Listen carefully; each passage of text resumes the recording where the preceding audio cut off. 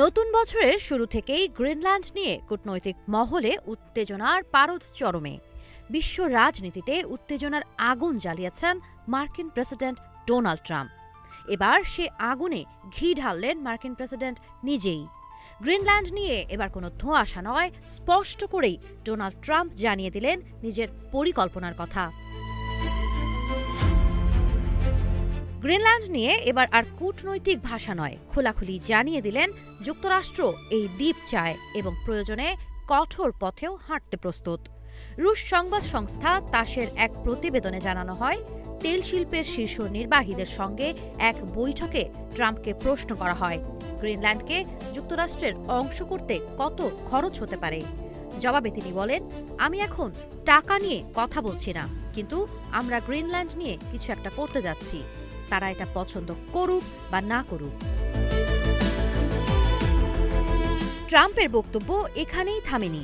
তিনি স্পষ্ট করে বলেন, যুক্তরাষ্ট্র যদি গ্রিনল্যান্ডের নিয়ন্ত্রণ না নেয় তাহলে সেখানে রাশিয়া কিংবা চীন প্রভাব বিস্তার করবে, আর সেটি যুক্তরাষ্ট্র কখনোই মেনে নেবে না। তিনি বলেন, তিনি চান না রাশিয়া বা চীন তাদের প্রতিবেশী হোক।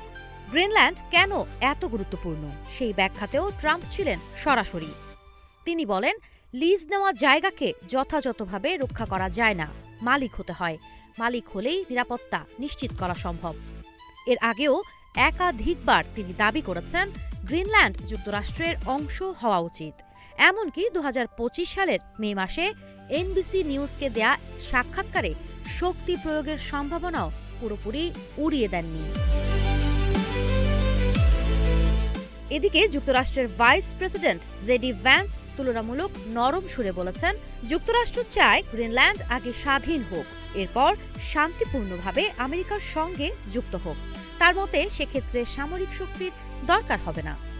তবে হোয়াইট হাউসের অবস্থান আরও কড়া। ৬ জানুয়ারি রয়টার্সকে দেয়া এক বিবৃতিতে বলা হয়, কমান্ডার ইন চিফ হিসেবে প্রেসিডেন্টের কাছে সামরিক শক্তি ব্যবহারের সব বিকল্প সবসময়ই খোলা থাকে। পরদিন মুখপাত্র ক্যারোলিন লেভিট জানান, ট্রাম্প গ্রিনল্যান্ড কেনার বিষয়টি নিয়ে সক্রিয়ভাবে আলোচনা চালাচ্ছেন। গ্রিনল্যান্ড বর্তমানে ডেনমার্কের স্বায়ত্তশাসিত অঞ্চল। ভেনেজুয়েলায় আক্রমণের পর ডেনমার্কের প্রেসিডেন্ট ও কড়া হুঁশিয়ারি জানিয়ে বলেছেন, গ্রিনল্যান্ডে হাত দিলে ন্যাটোর অস্তিত্ব বিলীন হয়ে যাবে। গ্রিনল্যান্ডে মার্কিন হস্তক্ষেপ বরদাস্ত করা হবে না। তার এই সতর্কবার্তার পরপরই এবার ট্রাম্প কোনো ভনিতা ছাড়াই জানালেন, গ্রিনল্যান্ড তার চাই। এ বক্তব্যে এখনও কোনো প্রতিক্রিয়া সামনে আসেনি। ১৯৫১ সালে ন্যাটোর আওতায় যুক্তরাষ্ট্র ও ডেনমার্কের চুক্তি অনুযায়ী দ্বীপটির প্রতিরক্ষা দায়িত্ব যুক্তরাষ্ট্রেরই।